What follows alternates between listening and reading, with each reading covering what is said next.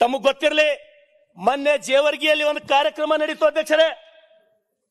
ಜೇವರ್ಗಿ ಕಾರ್ಯಕ್ರಮದಲ್ಲಿ ಎಐಸಿಸಿಯ ರಾಷ್ಟ್ರೀಯ ಅಧ್ಯಕ್ಷರು ಸನ್ಮಾನ್ಯ ಶ್ರೀ ಮಲ್ಲಿಕಾರ್ಜುನ್ ಖರ್ಗೆ ಅವರು ಏನ್ ಹೇಳ್ತಾರೆ ಅಧ್ಯಕ್ಷರೇ? ಡಿ ಕೆ ಶಿವಕುಮಾರ್ ಅವರೇ, ಸಿದ್ದರಾಮಯ್ಯನವರೇ, ನಮ್ಮ ಭಾಗಕ್ಕ 5,000 ಕೋಟಿ ಕೊಟ್ಟಿನ ಅಂತ ಹೇಳತ್ತೀರಿ ನೀವು ಚೀರಿ. ನಾ ಹೇಳಿಲ್ಲ, ಮಲ್ಲಿಕಾರ್ಜುನ್ ಖರ್ಗೆ ಸಾಬ್ರು ಏನ್ ಹೇಳ್ತಾರ?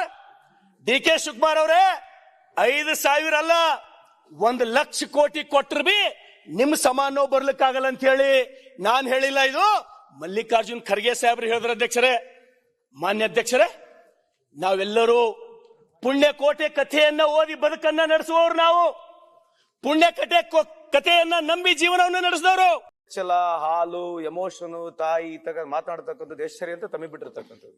ಮಾನ್ಯ ಅಧ್ಯಕ್ಷರೇ, ನಾನೇನಾರ ತಪ್ಪು ಮಾತಾಡಿದ್ರೆ ಕರ್ತವ್ಯ ತೆಗೆಸಾಕ್ರಿ. ಅಲ್ಲ, ಒಂದ್ ನಿಮಿಷ. ನನ್ನ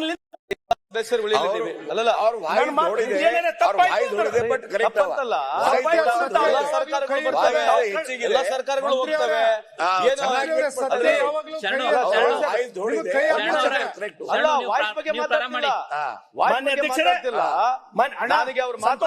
ಕೈ ಮುಗಿತೀನಿ ನಿಮಗೆ. ನಾನು ನನಗೆ ಮಾತಾಡೋ ಸಿಗದೆ ಕೆಚ್ಚಳ ಹಾಲು ಮಗು